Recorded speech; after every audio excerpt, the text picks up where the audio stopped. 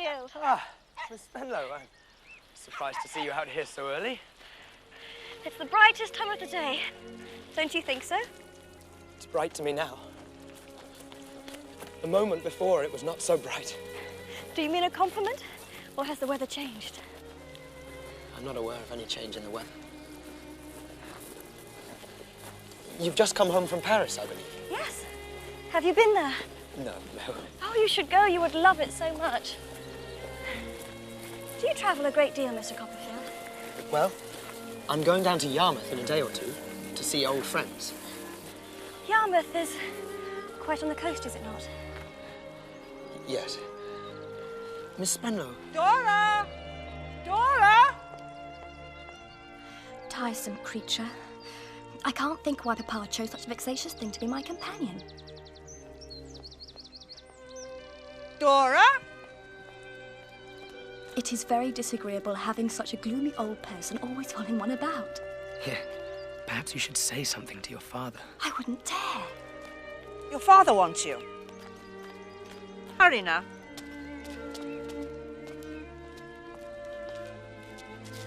Goodbye, Mr. Coppperfielɗ.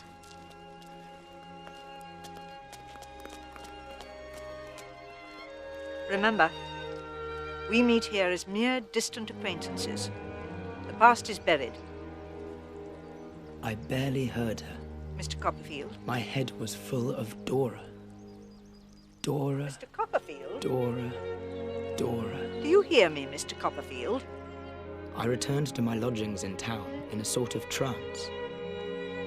I made some attempts to work at the book I was writing, but it was no good, because in every sentence the word Dora would inadvertently appear.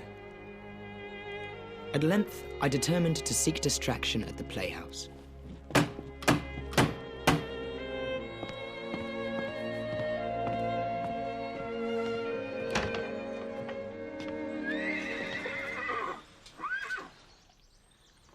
Mr. Murdstone. David. You were going out? I was going to the play. I shall not detain you. I received a note from my sister this afternoon. The chances of life, it seems, have brought you together again. Yes. My sister has no wish to revive the memory of past differences. I've already agreed as such with Miss Murdstone. You will honor that agreement, I hope, David.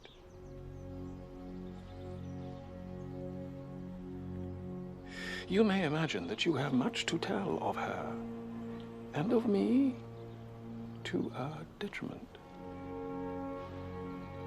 But equally, we have much we could say about you. Can you think that I would wish to resurrect the past, Mr. Murdstone? It is far too painful to me. Then I shall detain you no further.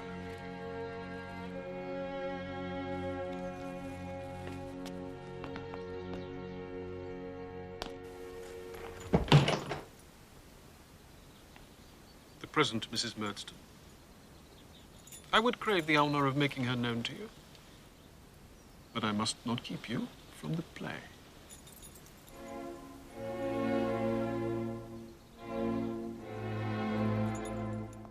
That pale, forlorn figure haunts me to this day. I knew what her life was. I knew how he was crushing the spirit from her as he had done to my poor mother. I wanted to speak, but I dared not, and knew not what to say.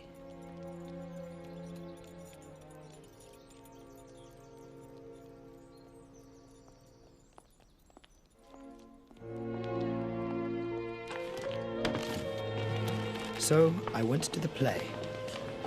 As I came out after the performance, I encountered another ghost of my childhood.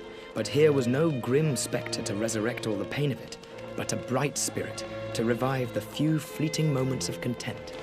It was James Steerforth. Steerforth! My friend and protector of Salem House School. Steerforth! Steerforth! Wait! It is Steerforth!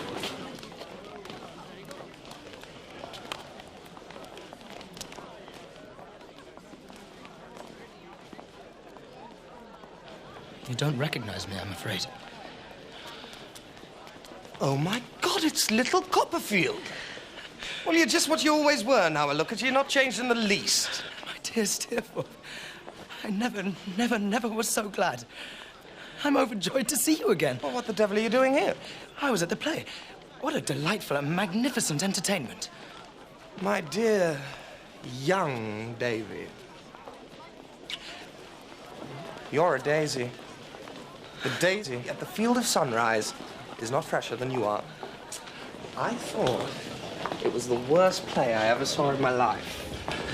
It was a perfectly miserable business.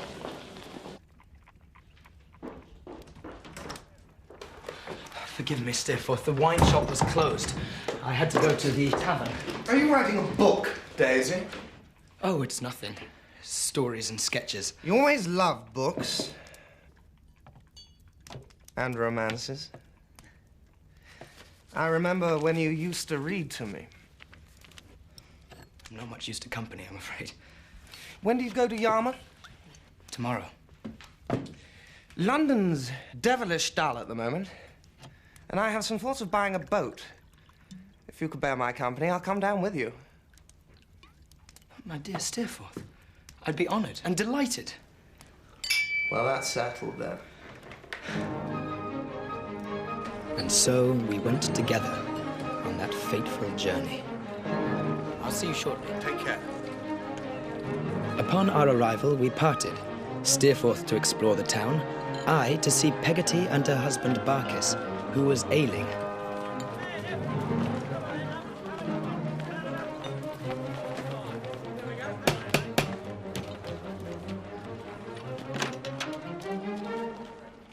Davy! Oh, my darling boy! Oh! Oh, let me look at you.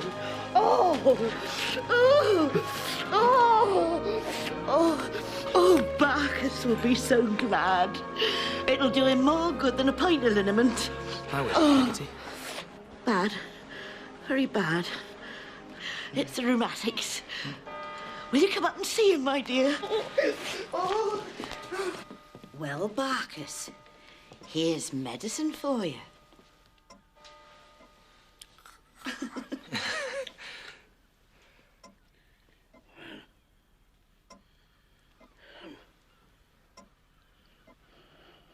Master David?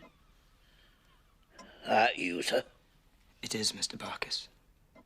Oh. You will forgive me for not shaking hands, sir.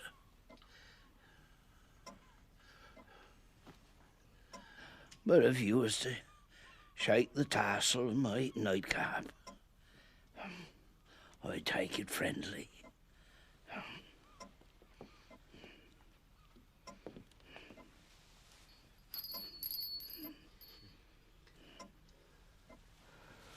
I'm sorry to see you like this, Mr. Barkis. Well, I'd be sorry for myself, sir.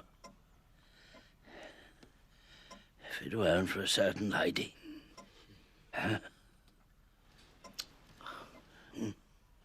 She's the usefulest and best of all women, sir. Is C.P. Barkis. No, Barkis. And that's true, sir. That's as true as turnips is. It's as true as taxes is. And nothing's truer than them.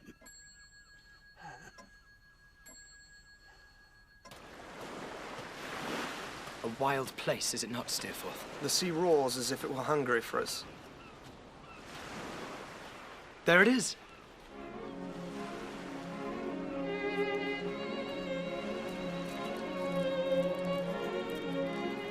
It's little Emily.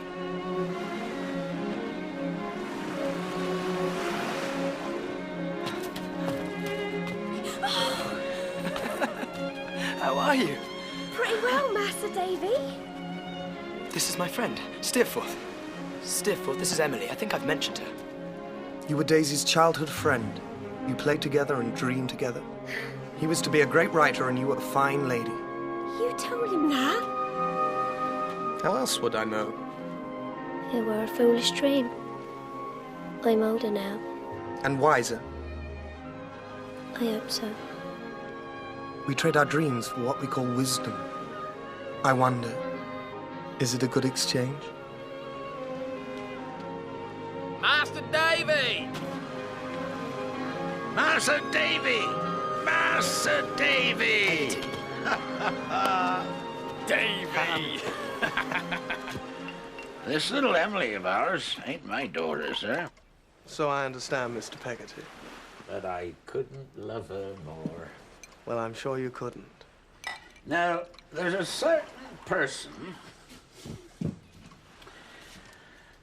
as has known our little Emily ever since the time her father was drowned. Not much of a person to look at. Something of my build, rough. Good deal of the sou'wester about him. Very salt.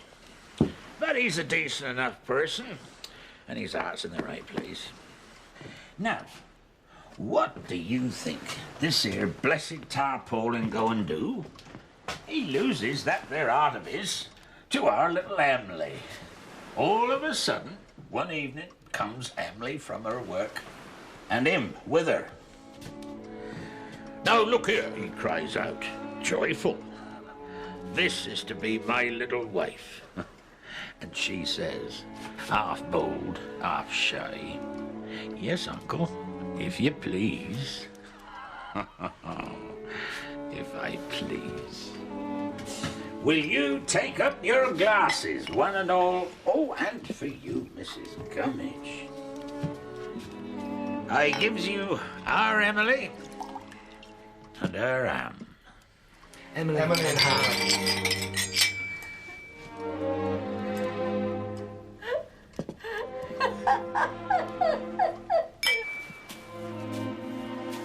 Most engaging little beauty, Emily. He's a rather chuckle-headed fellow for her, though, isn't he? Hmm? Still, it's a quaint place. They certainly are quaint company. And it's quite a new sensation to mix with. The next day, I took the coach to Blunderston, to the graveyard where my father and mother lay side by side. The breeze in the yew trees seemed to whisper of old days, those happy days before my mother married Mr. Murdstone. And something else it seemed to whisper. A name. The name Dora Spenlow. I got back to Yarmouth earlier than expected, my head still full of that name, which to my fevered fancy sounded like a spell. Anyway, it's been a delight. I'll see you soon. Daisy! You're back!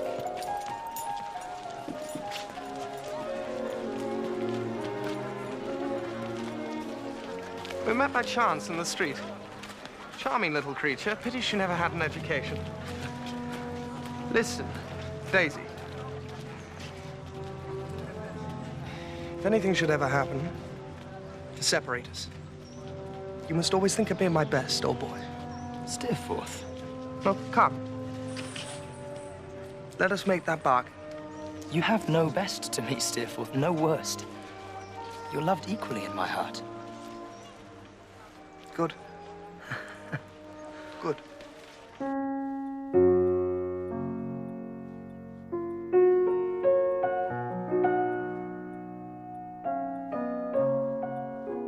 Do you like music, Mr. Coppperfield? It's very beautiful. Miss Spenlow. I like this piece very much, but it makes me so sad. Dora.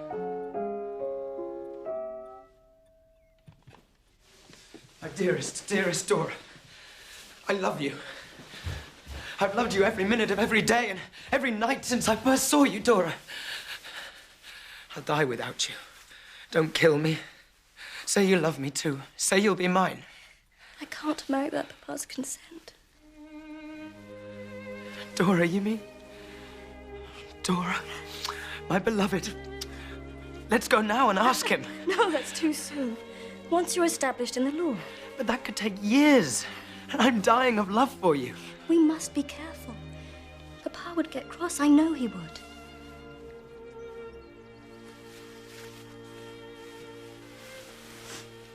Don't look sad. We will meet often. And you may write to me. I may. But in secret, always in secret. You must address your letters to my maid Hetty.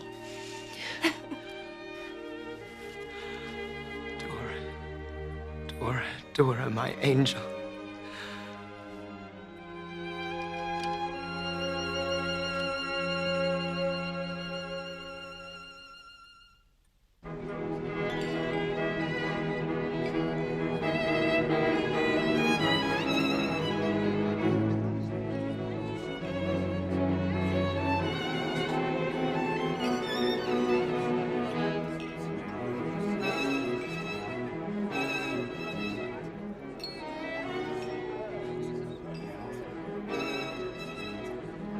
Good evening, Mr. Wickfield. David, this is Mr. Waterbury.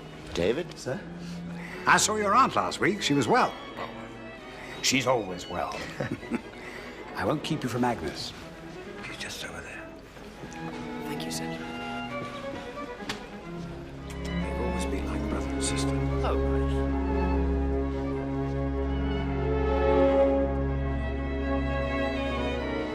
Excuse me. Trotwood. Agnes, how good it is to see you again. Now, I must have your news quick, Trot, before we're interrupted. First, how do you like Doctor's comments? Second, are you still writing that book of yours? And third, who are you in love with?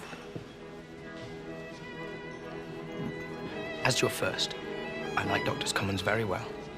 As to your second, I fear my book will never be finished. And as to your third, why should you think I'm in love with anybody? Are we not as brother and sister, Trot? Don't I know you? Perhaps I've changed.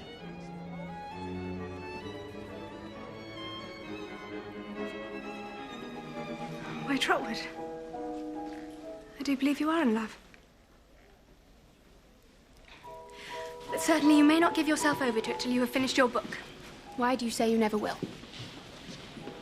It's a hopeless jumble of stories and sketches. Is there not some common theme? Well, yes. What? Modern life. My idea is to turn them into a novel. I know not how. Well, then don't. Let them stand as they are. Call them sketches of modern life. But there aren't enough to make a book. Write some more. Ah, Master Coppperfield. Well, Mr. Coppperfield, I should say. Uriah Heep? Only the other comes so natural. Yes, how are you? Oh, honoured indeed, sir, to be noticed by you in such company. I mean, so many great stars of the legal firmament. One is quite crushed by a feeling of extreme humbleness. My father. Oh, look! Unwanted, it seems. If you will excuse me, Master. No, Mr. Coppperfield. What the devil is he doing here? Papa has made him his partner.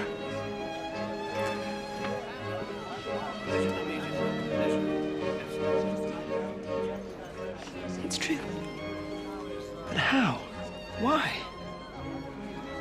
He's mastered my poor father's weaknesses, fostered them, taken advantage of them until...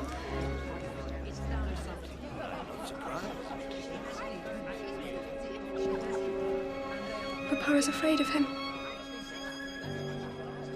For my sake, for Papa's sake, be friendly to Uriah.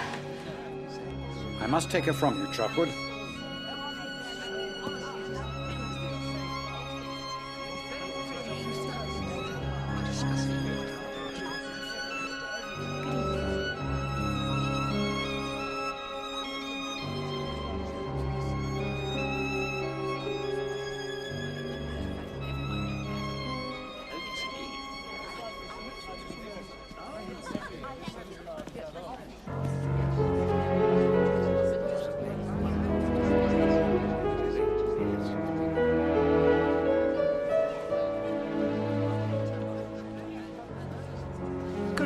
Coppperfield.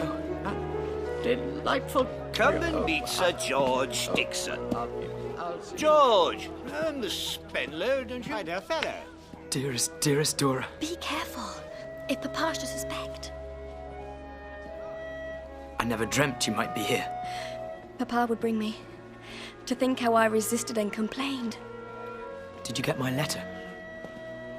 Hush. Did you? Foolish boy. Such a flood of words.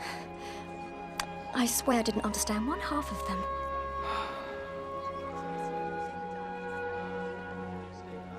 Trot? Dora, Miss Spenlow, may I present Mrs. Wickfield? Agnes, this is Miss Spenlow. When I was at school at Canterbury, I lodged with Miss Wickfield and her father. How nice. Have you recently arrived, Miss Spenlow? Just now. Excuse me, ladies. Coppperfield, I want you to meet Sir George Dixon. Excuse me. Are you connected in any way to Spenlow and Jorkins? He's my papa.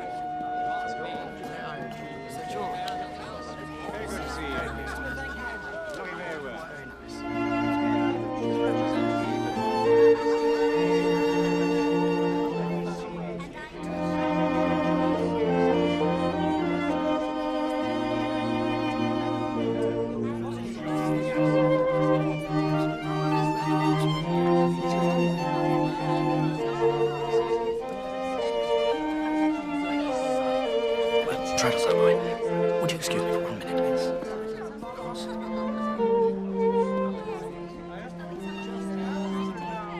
Dora, how did you find Miss Wickfield? Very, very agreeable. Yeah. And so clever. I think if I had her as a friend a long time ago, I might be clever myself by now. Nonsense. So many books she's read. And such books, poetry and history and philosophy.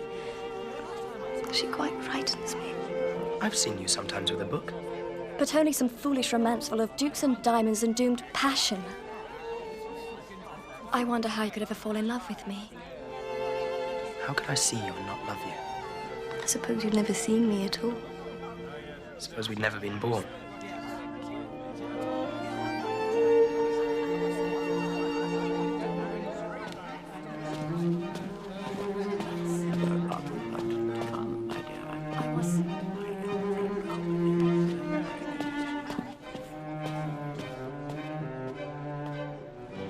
What did you think of her? Of Miss Spenlow? And you say you're not in love, Trot? What did you think of her? Does her father know?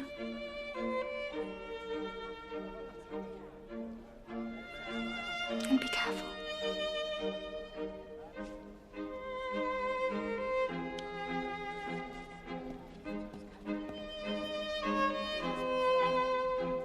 Master Coppperfield! Oh, Master Coppperfield!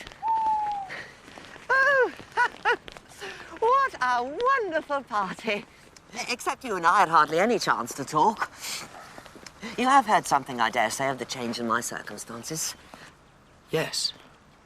What a worthy man Mr. Wickfield is. Oh, but he's been imprudent. Oh, very much so. Now, it's a topic I would not touch on to any soul but you. No, there would have been great loss.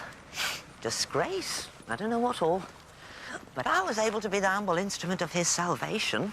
And so he has put me on an eminence I could never hope to have reached. I congratulate you. Ah, thank you. You will not think the worse of my humbleness if I make a tiny confidence to you. No? Did you not think that Miss Agnes Wickfield was looking very beautiful tonight? Yes, I did. Oh, thank you. Why thank me? Well, that is the confidence that I take the liberty of reposing. Now, humble as I am, Master Coppperfield, the image of Agnes Wickfield has been in my breast for years.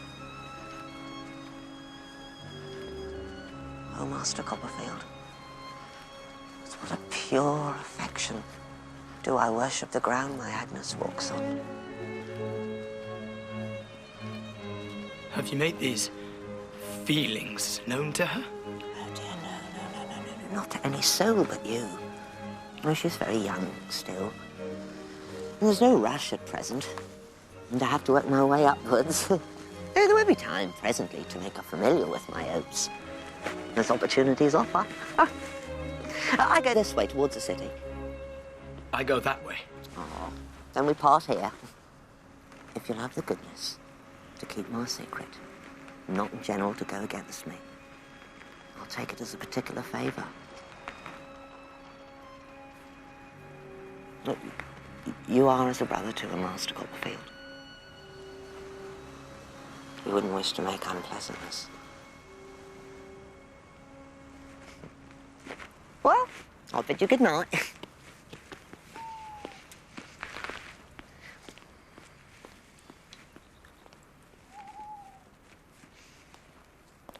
At first, I was too angry to think clearly. Later, when I was master of myself enough for reflection, I judged that the best course was to do nothing, to keep to myself what I'd heard. The reader may by now be starting to form an opinion about the soundness of my judgment. It was at about that era in my life that while dining most abominably with Traddles at his lodging, chanced through into my path another old friend. Oh. To school days. School days. Do you remember the time I got caned by old Creakle? My dear Traddles, old Creakle caned you every day of your life. He was a brute to you. Ah, perhaps he was. But there was a great deal of fun going on there, too. Do you remember the stories you used to tell in the bedroom after dark? That'll be my landlord. For the rent.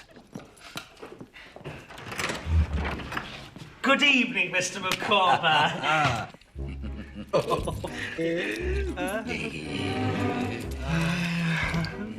Mr. Micawber, how do you do?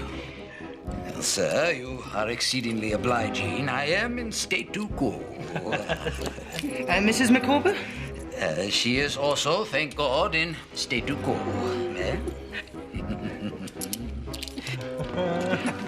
And the children? Well, I rejoice to say that they are likewise in the enjoyment of salubrity. Is it possible? Have I the pleasure of again beholding Coppperfield? Mr. Micawber, so good to see you again. My dear Coppperfield. Mrs. Micawber! Mrs. Micawber! Mrs. Micawber! Come. My dear, here is a gentleman of the name of Coppperfield who wishes to renew his acquaintance with you.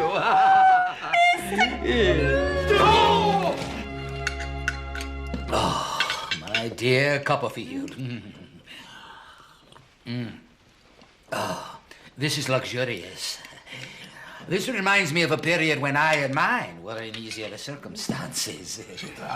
Circumstances difficult, Mr. Micawber?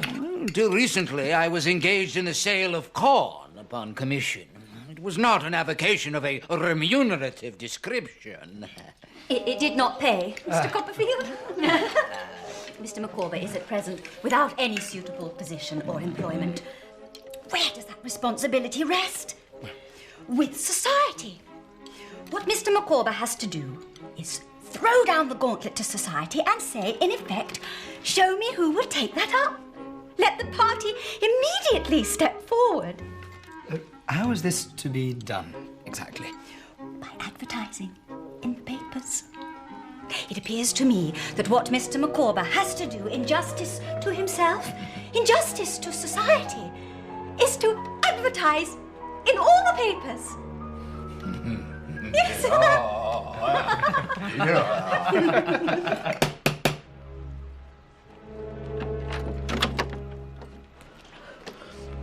How is he, Peggotty?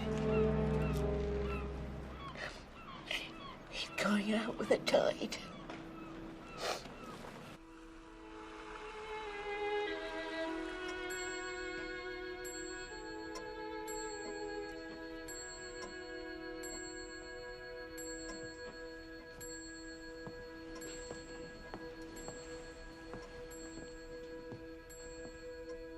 It is, and what? Something. He's come to himself.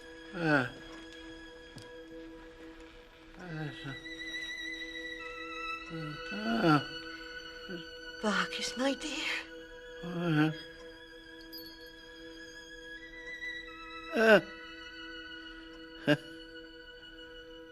C.P. Barkis.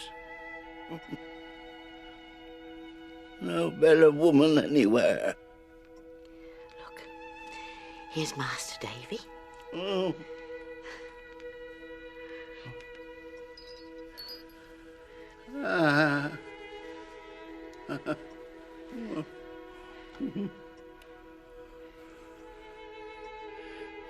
Barkis is willing.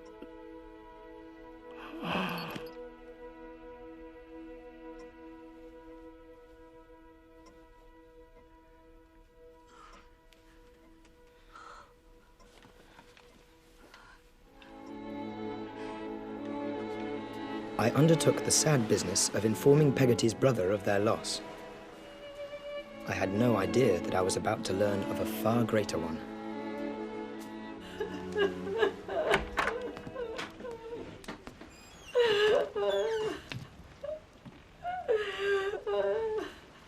Ham? Ham, what's the matter? Ham, for heaven's sake, tell me what's the matter. She's run away. Little Emily. Pride and hope of my heart. She's gone. When you, who love me so much better than I've deserved, when you read this, I shall be far away. When I leave my dear home in the morning, it will be never to come back, unless he brings me back a lady. Mr. Peggotty. 'Twas no fault of yourn, Master Davy. There's no blame to be laid at your door. No fault of mine. I don't understand. The name of the man is Steerforth. And he's a damned villain. Where were you going, Daniel?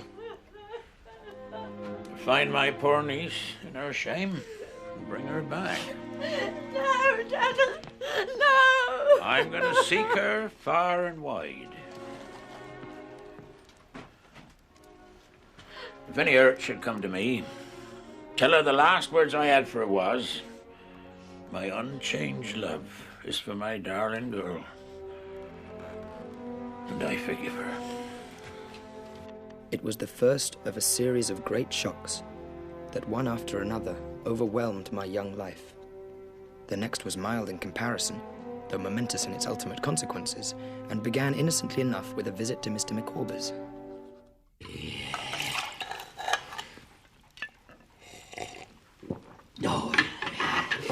My dear friends, you may possibly not be unprepared to receive the intimation that something has turned up. I am about to establish myself in one of the provincial towns of our favored island in immediate connection with one of the learned professions.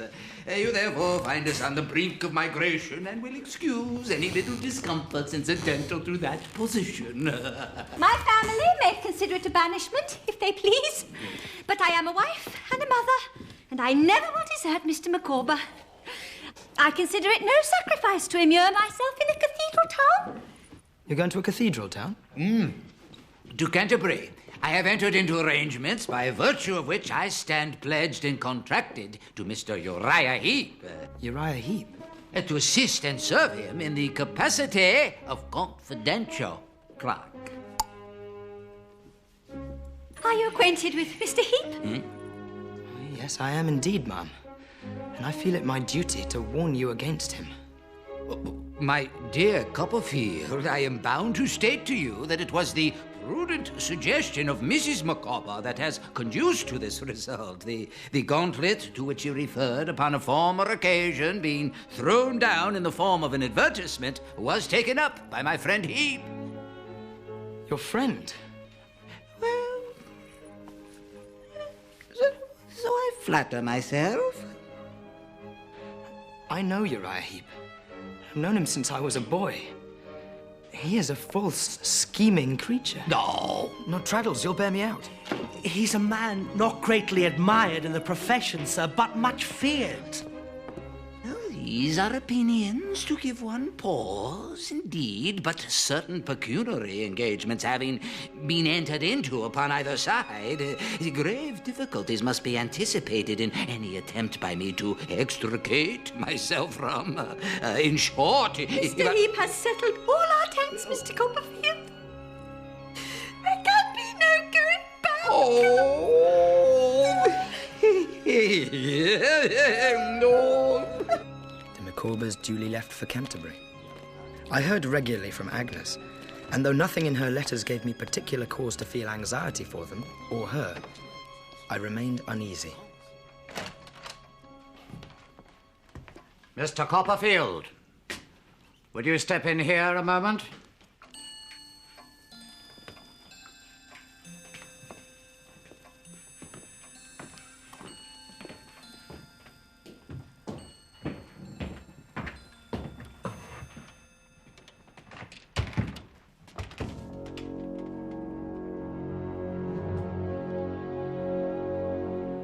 Mr. Murdstone? Miss Murdstone? David? Miss Murdstone, have the goodness to show Mr. Coppperfield what you've shown me.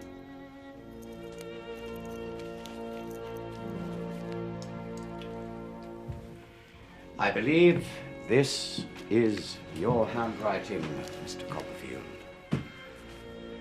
It is, sir. Thank you, Miss Murdstone. We won't detain you further. What? But my brother and I have come here today in spite of the fact that he lost his wife a month ago and is in mourning, as you can see. Jane Murdstone, enough. My private grief is not at issue here. My sister has a great deal more to say, sir. Your sister, Mr. Murdstone, has done her part. It is now between myself and Mr. Coppperfield. Very well. I protest! Jane! But Mr. Coppperfield's behaviour has been abominable. Jane Murdstone! Will you hold your tongue?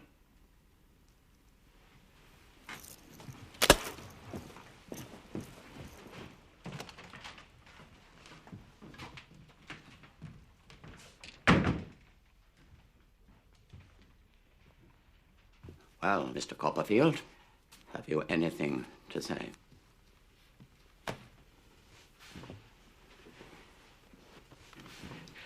There's nothing I can say, sir, except that all the blame is mine.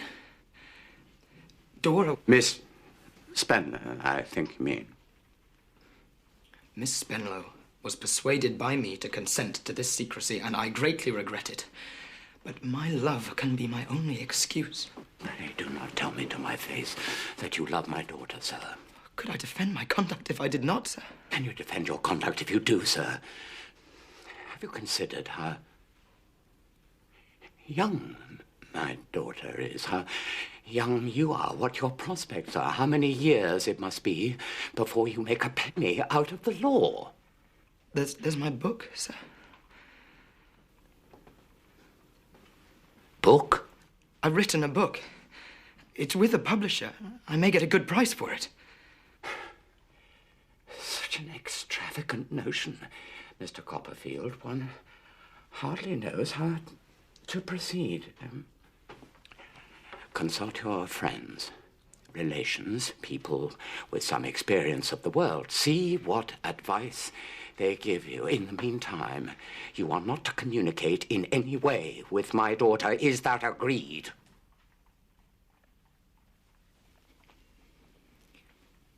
Yes, sir. On your honor. As a gentleman. On my honor as a gentleman.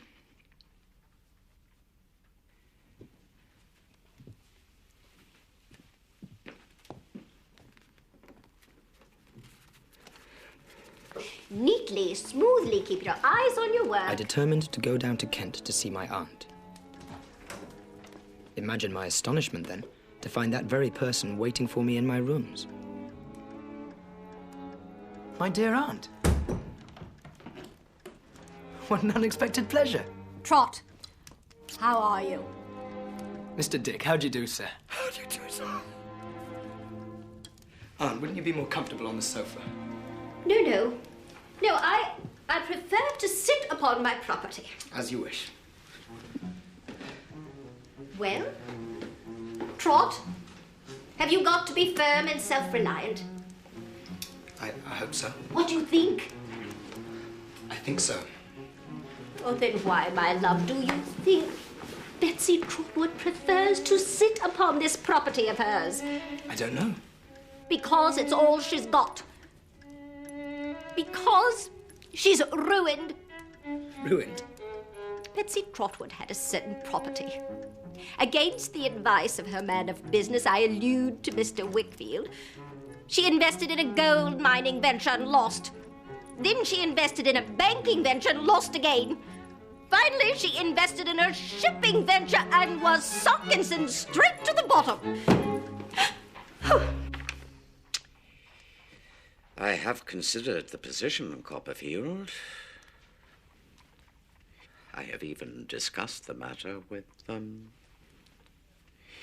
Mr. Jorkins. Prima facie, I can see no grounds, legal grounds, that is, to cancel the agreement your aunt signed or to return to her the money she paid. Of course, if it was left to me alone, but, you know, Mr. Jorkins. Spenlow, I'll return later. You won't mind if I put my case directly to Mr. Jorkins, sir? By all means. But please excuse me. I have an appointment at the Lord Chancellor's office. I must be going. I'm sorry to say I can't advance your object, Coppperfield. And I, too, have an appointment at the bank. Sir. My aunt can no longer give me an allowance. If I'm obliged to continue working here with no salary, how am I to live? I see your difficulty, Coppperfield, indeed I do. But if Mr. Spenlow objects... Personally, he does not object, sir. Personally? Personally? Oh, but I assure you, there is an objection. It's hopeless, I'm afraid. And now I really have got an appointment at the bank. Well, if they won't, they won't. There's nothing to be done about it. Therefore, let us look the case of Betsy Trotwood in the face and see how it stands. Mr. Dick! Mr. Dick has his 100 a year, thank God. I have a little ready money in the cottage, that's all. The cottage must be let, Aunt. Oh.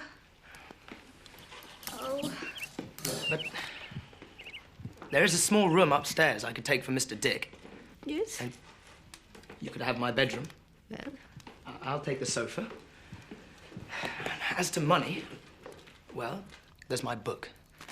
If I can only get a good price for that, I can be free of Doctor's Commons and marry Dora into the bargain. Trot! Oh, Trot! Quiet down! Trot! You fancy yourself in love. I adore her with my whole soul. Dora Spenlow? She's very fascinating, I suppose. Oh, my dear Aunt, nobody can form the least idea of what she is. Not silly. Silly? Not light-headed. Light-headed? Well, I only ask. In any case, we must meet reverses boldly and not suffer them to frighten us. We must learn to act the play out. We must live misfortune down, Trot. I went down to Kent, quickly concluded the business of the cottage, then went to Mr. Wickfield's house, where I was to dine with him and Agnes.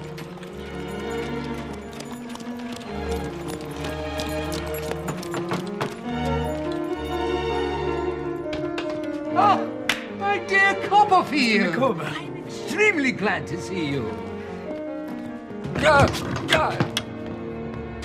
How do you find the law, Mr. Micawber? Does it suit you? To a man possessed of the higher imaginative powers, it is limiting. In professional correspondence, the mind is not at liberty to soar to any very exalted form of expression. Mrs. Micawber's well, I hope. Oh, very well, thank God, and would be delighted to receive you under our own roof. Pending an elevation to more ambitious domiciliary accommodation, we occupy the humble abode that formerly gave shelter to my employer Heap and his mother. What? Well, where's Uriah living then? Here. And his mother? In this house? Trotwood. The sight of her instantly put Uriah Heep and all his works out of my mind. I could not think of her troubles, only of mine. I think I shall go mad, Agnes. I love her to distraction. I can't eat or sleep for love of her. And her father won't let me see her. I can't write to her. If there was one gleam of hope, but there's none. My whole soul is being crushed under the burden of this. I want to kill myself. Or throw all to perdition and carry her away, elope with her. Please don't speak of such things. You torture me. Torture you? Well, what do you mean? Agnes? What is it? What mustn't I talk of? Dearest sister. Please.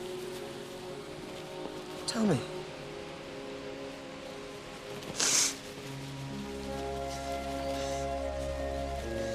I don't care to hear you talk of wild, impossible things, Trot. Of elopement. Of ruining yourself and her. Of cutting yourself off from those who love you. Dearest Agnes. Do you think I'd do it?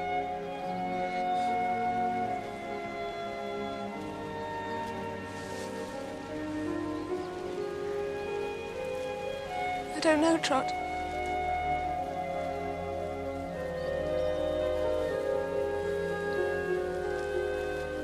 Abandon my aunt, to whom I owe everything? Never.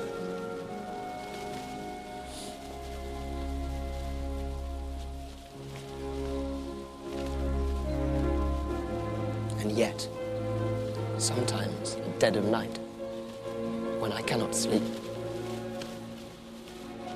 I seem to hear a demon voice whisper, "If only you had the courage."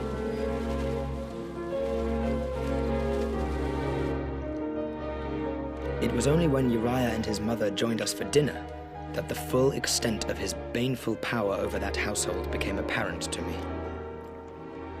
It was with some pain that I observed the frequency with which Mr. Wickfield refilled his own glass.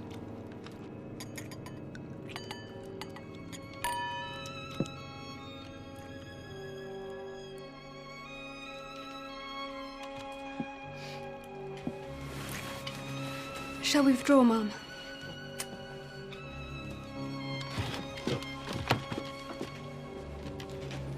Don't sit too long tonight, Papa.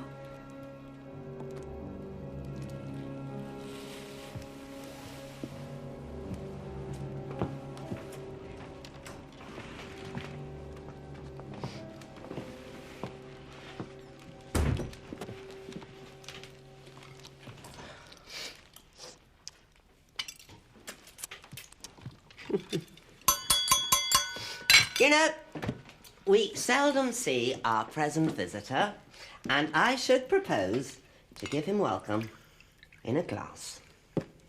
Mr. Coppperfield, your health and happiness. Oh, come, fellow partner, I'll give you another one. To Agnes Wickfield.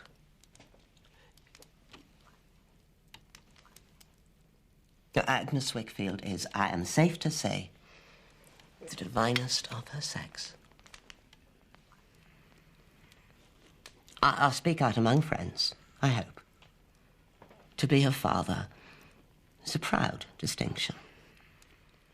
But to be her husband... What? Sit down, Wickfield.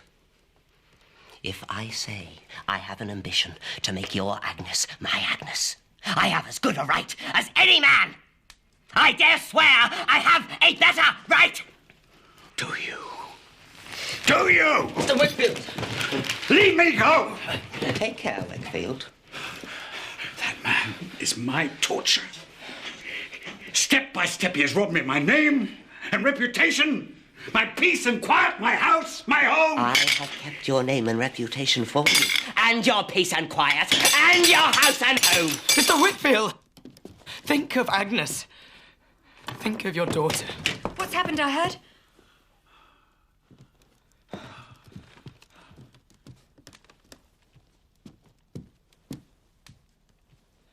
Come, Papa.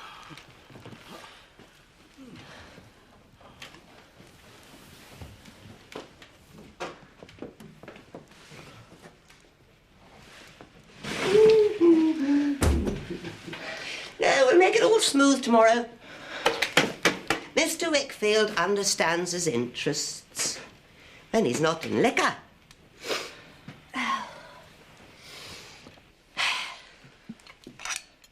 But he sometimes plucked a pear before it was ripe, Mr. Coppperfield. Huh? No, I did that. Just now. But it'll ripen yet. Only needs attending to. I can wait. Be careful, Coppperfield. I could ruin him, you know. Wickfield, oh yes, send him to prison. You lie. Do I? Ask him then. Go on. Ask him. Ask him about the Richborough diamonds.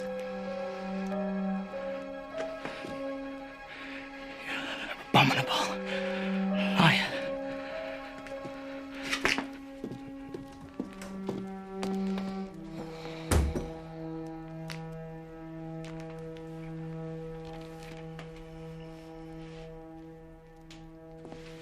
Can I do nothing? I who burden you with my own sorrows. No. Agnes, you'd never sacrifice yourself out of a sense of duty. You'd never bestow your hand on that man. I would kill myself first. I think perhaps I shall never bestow my hand on any man.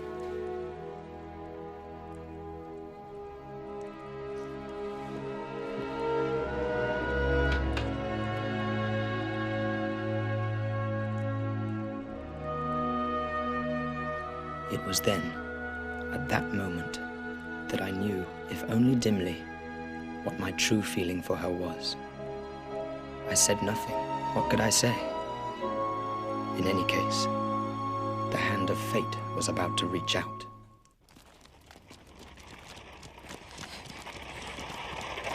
What's your father? Oh, Papa's home.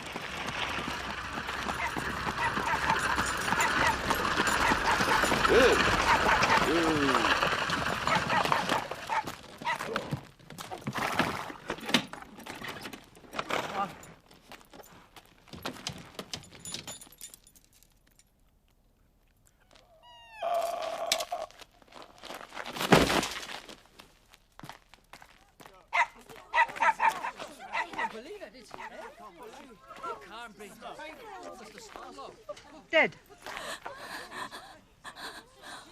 Hart. These are the articles you signed with Mr. Spenlow. Now that he is... Dead, Mr. Jorkins? Precisely, yes. Now that he is... what you mentioned. The articles cease and determine. So also does your employment here. In ordinary circumstances, your aunt would be entitled to have part of the money she laid down reimbursed by the estate of the... Of the deceased, Mr. Jorkins? Precisely, yes. By the... what you mentioned. But alas, the circumstances are not ordinary, very, very far from ordinary. There is no money. There must be some. Not a penny. Mr. Spenlow had, it seemed, been running through money far in excess of his income. The house? Rented. The carriage? Hired. But then what is to become of Miss Spenlow?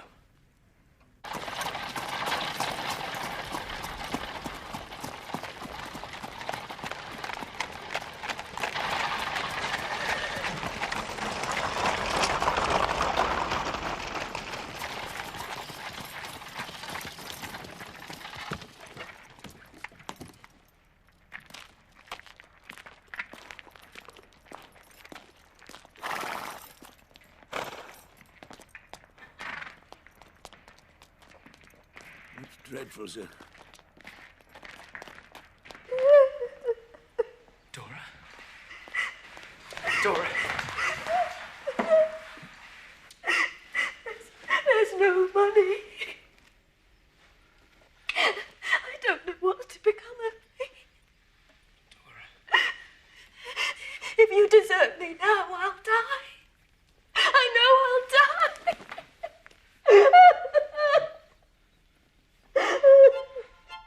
With this ring I thee wed. With this ring I thee wed. With my body I thee worship. With my body I thee worship. And with all my worldly goods I thee endow. And with all my worldly goods I thee endow. In the name of the Father, and the Son, and the Holy Ghost. Amen. In the name of the Father, the Son, and the Holy Ghost. Amen.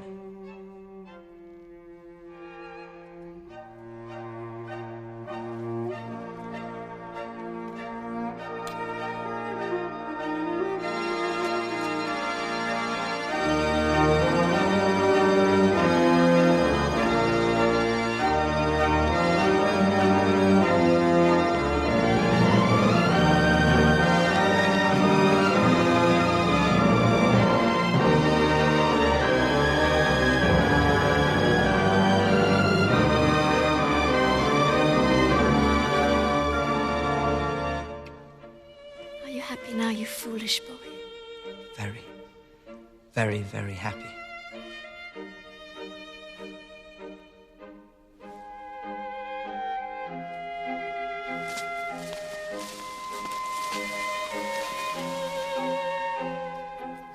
But was I happy? I sold my book. The price was not great, but sufficient. Dora and I took a cottage on the northern height of London, while my aunt and Mr. Dick stayed on in my old lodgings. We had a slattern of a servant called Mary Ann, whose written recommendation proved to be a greater work of fiction than I would ever dare attempt. Her expenditure was quite phenomenal, but we never had anything in the house. They won't come right. Horrid bills. Horrid numbers. They won't do anything I want. They make my head ache, sir. You do nothing to help me, you nasty husband.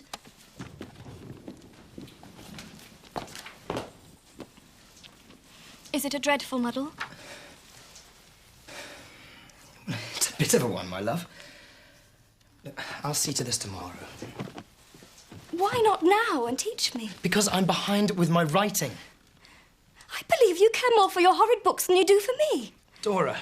If you could have married one of your books, I dare say you would have in preference to me. How many times do I have to tell you that this is our bread and butter? If I can't have peace to write, we starve, and my aunt with us. Dora! Dora! Mary, on the door! She's found. My darling girl is found. She left him. Steerforth? Aye, him. She made her own poor solitary course to London, being close to death. Mr. Peggotty? Oh, she'll live, sir. Now she will. But feeling herself close to death, she wrote to Yarmouth, and they passed on word to me. Where is she now? Well, here, sir, in London. Still weak, sir, in her health. But I'll nurse her.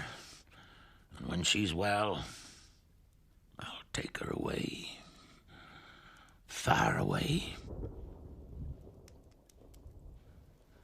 I had word again from Yarmouth today, sir. He's going there, in that boat of his from Grimsby, to seek her out.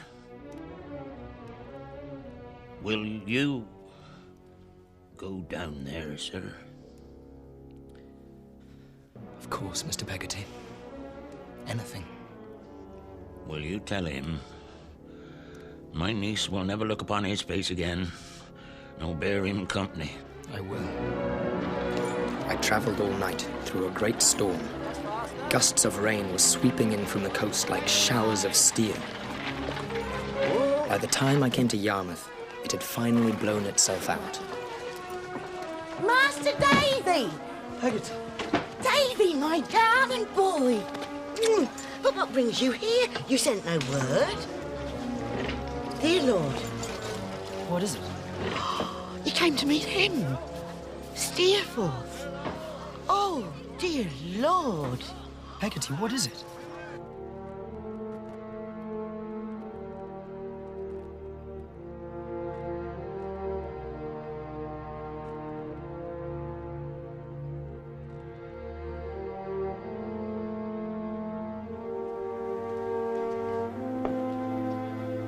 His boat foundered in the storm, close to shore.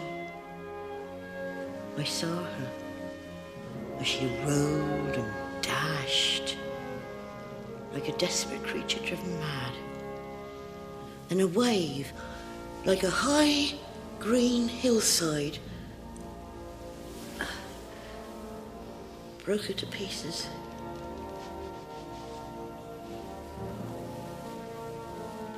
He lay as if asleep, as I had often seen him lie at school.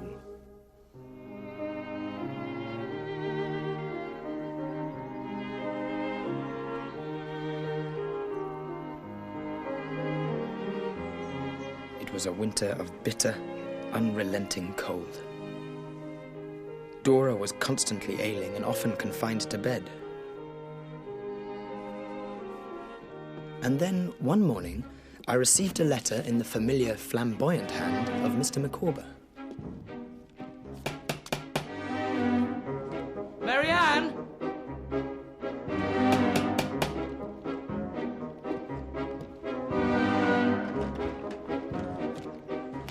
My dear Aunt, Traddles. Oh! He's had the same. Oh! Come in, come in.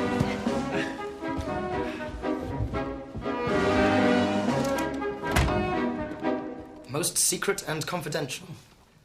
My dear Coppperfield, what you hold in your hand is the explosion of a volcano long suppressed. The result of an internal contest more easily conceived than described.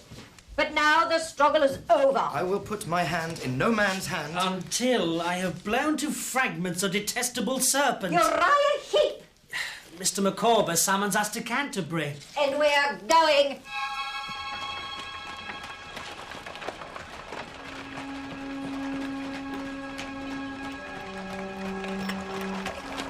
He's here. Ladies, gentlemen, I trust you will shortly witness an eruption. Mr. Coppperfield, Mr. Traddles, remember, when I give the word, pounce.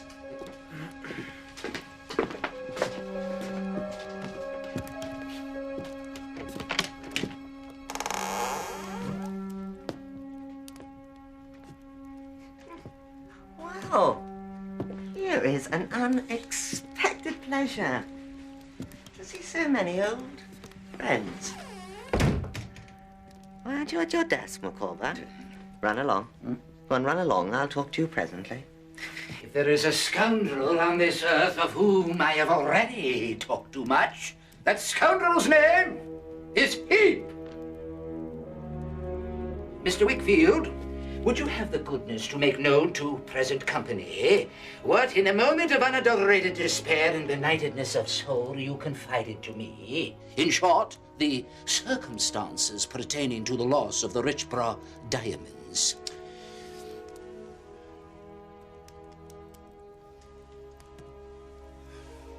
These valuable jewels were entrusted to me by a client, Sir George Richborough. At his direction, I took them to London to be sold. In London, I mislaid them. No. You were drunk, Mr. Wickfield. And you lost them. Or they were stolen from you. Stolen? Present company will oblige me by retaining that word. Like a fool, instead of going to my client and placing the facts honestly before him, I attempted to cover up the loss. I had to borrow the money to pay Sir George. Papa, enough. No, I must go on. Then sit, I beg you. Give me your hand. The interest on the loan was crippling. I soon became mired in debt. In the end, to maintain secrecy, I was mad enough to borrow the money from my own clerk, Uriah Heep. Ever since I had been in his power. Dearest Papa, enough. Present company may now wish to consider an alternative interpretation. Elucidated by Mr. Wickfield. The jewels were stolen. Stolen by the transcendent and immortal hypocrite and perjurer, Heep! You know, you're all words, Micawber.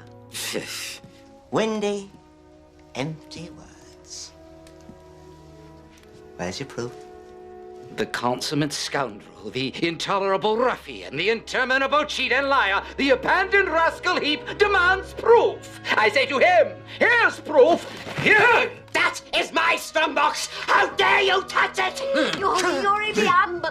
Yuri, be humble. Get out, Mother! Be humble, Yuri. Make terms. Inquire, I say! I'll humble them! Will you? Collar him. Stay away, Micawber. I'll crush you for this, Micawber. I'll kill you! Be humble, Yuri. My Uriah means to be humble. Don't mind what he says, good gentleman. Hold your tongue, Mother!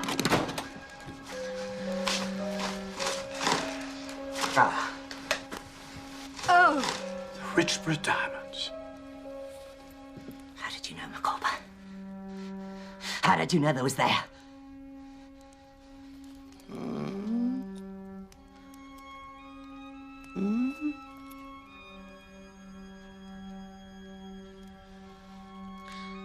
I never meant no harm, Yuri. You betrayed me! No, never. I'd die first. I only wanted to see how they'd look about my neck. I only took 'em out for a moment. To try 'em. 'Tis true. I was at hand, privily and secretly. It was only a moment, but enough to prove beyond a peradventure the monstrous stratagem by which, in short, to prove your guilt.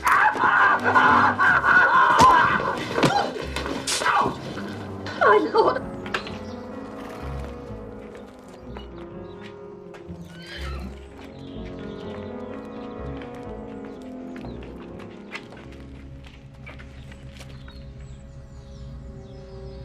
I've always hated you, Coppperfield.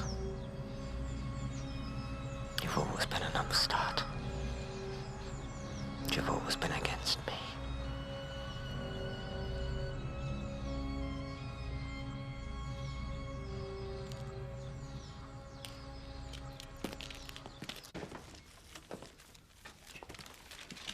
It's all here. Every penny he embezzled and stole. He hoarded it all. My property, Trot. I've got it back. But Aunt, I thought you said you'd lost it.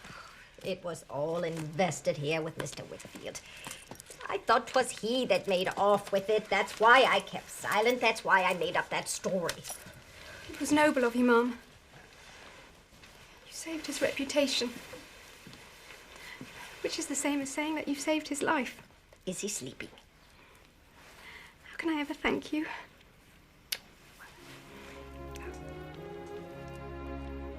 Some people Ɗaviɗ knows, Yarmouth friends. They're going out to Australia shortly. Australia? Australia? You could go on the same ship. What do you think of that idea? Capital, ma'am. But there's the rub, Mom. Capital. We have none.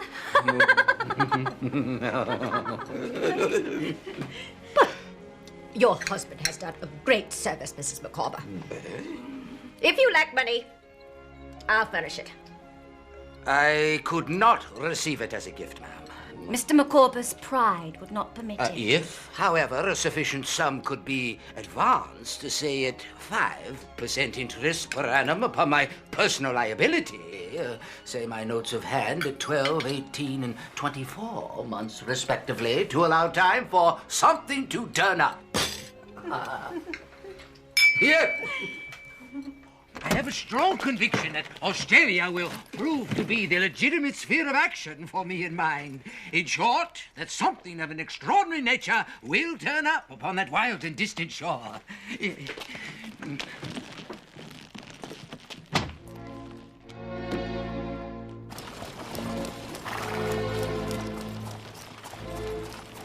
I now approach an event so painful that from the beginning of this narrative I have seen it loom larger and larger as I advanced, like a tall tree in a plain, throwing its shadow over all.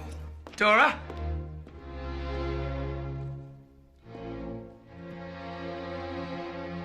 It was the servant, Mary Ann, who had robbed us and then run off, leaving Dora alone in a state of terror and distress. Dora? Dora?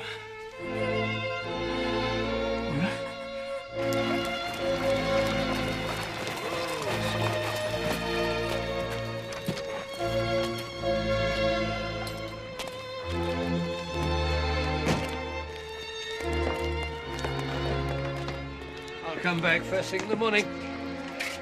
But if there's any change, send round for me immediately. Dear Aunt. My love. Love. Over the next few days, she grew worse. She wanted very much to see Agnes, so I sent word to Canterbury.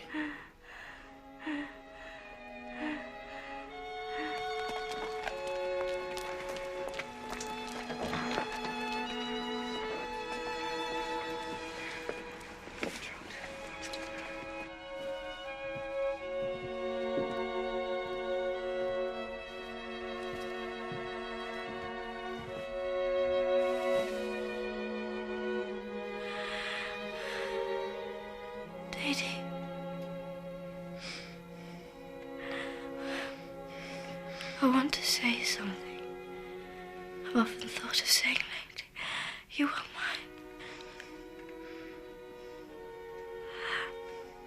mine. I think I was too young to be a wife.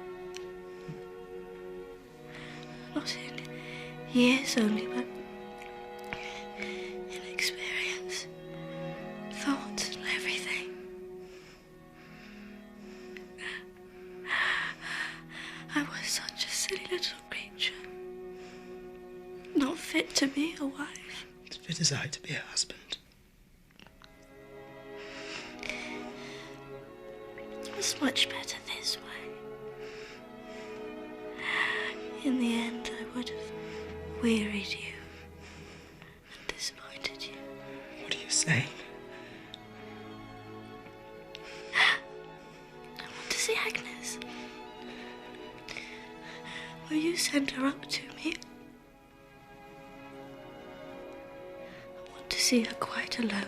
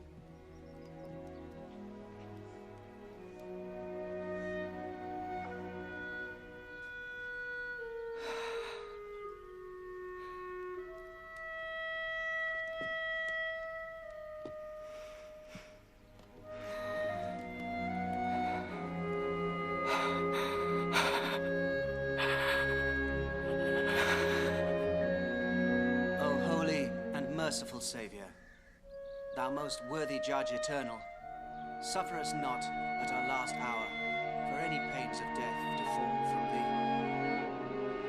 Forasmuch as it hath pleased Almighty God to take unto himself the soul of our dear sister here departed, we therefore commit her body to the ground.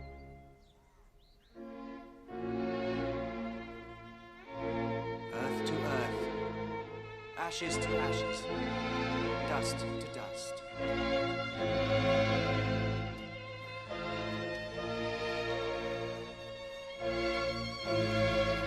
I fled from the cold grave where my wife lay, from the aunt to whom I owed my very existence, and from the woman who had all my heart.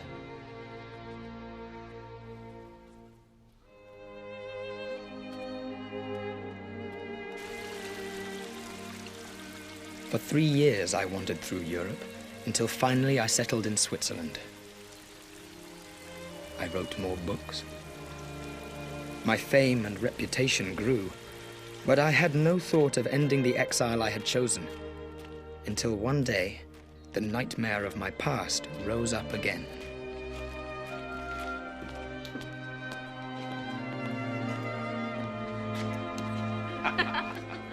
It was Murdstone and his sister, sitting with an English girl and her companion with whom I was slightly acquainted.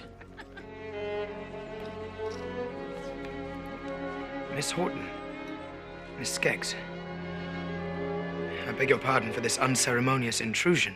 Mr. Coppperfield, won't you do us the honor of joining us? Thank you. May I present... Mr. Murdstone and his sister are already known to me.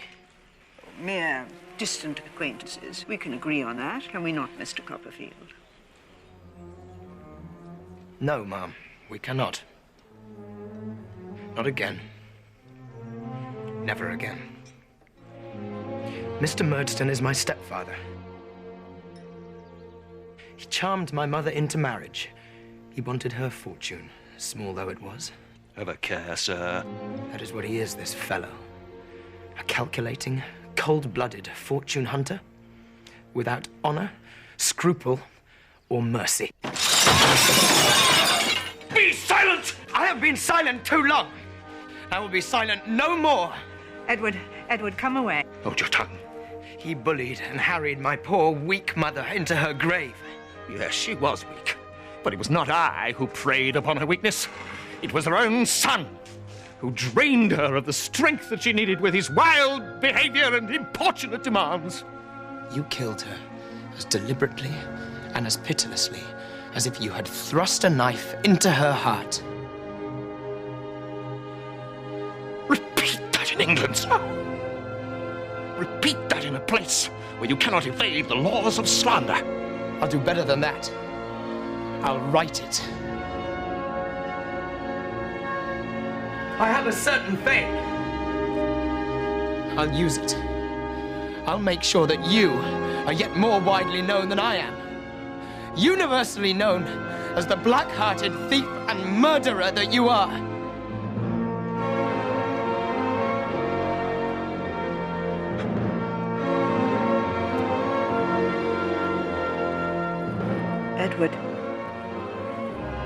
Edward, come away.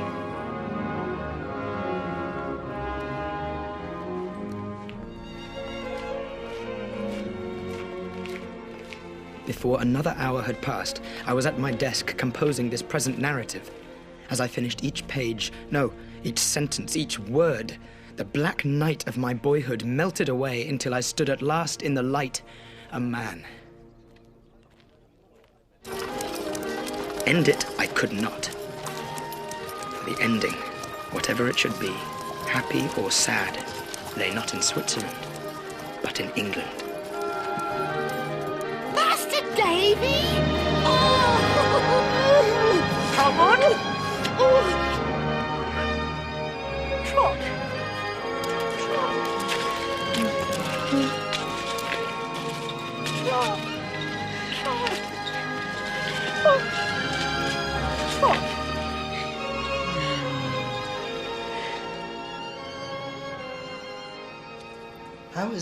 How is Agnes? Well, very well. And as good and beautiful as ever. If I knew higher praise, I would bestow it on her. Has she any admirers? Scores. She could have been married 20 times since you've been gone. I wonder why she has not. I suspect she has an attachment. Do you know the man? She's never confided in me. But I think I know the man. I think I know the man very well. So, will you go over to Canterbury and see her? Are you sure she would welcome it? Mr. Dick, what should he do? Hire a horse and ride to Canterbury tomorrow.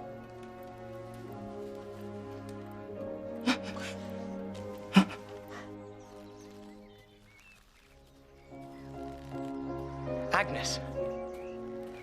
Oh, Trotwood, is it you? Is it really you? It is. How well you look. And you. Did you... Agnes. I went away. I know why you went away. Do you? Yes. I believe you know everything about me. Not everything, perhaps. I went away. I went away loving you. I stayed away loving you. And now I return, loving you. Did you know that? Yes. I have kept my secret better than you have kept yours. Your secret? I have loved you all my life.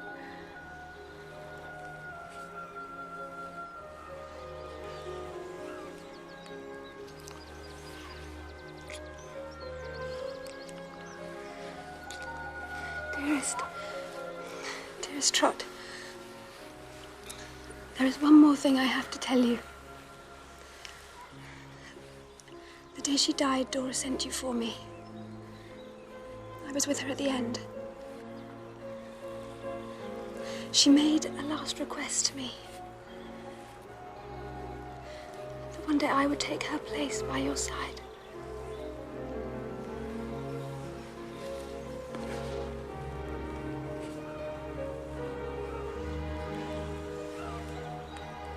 Will you? I will.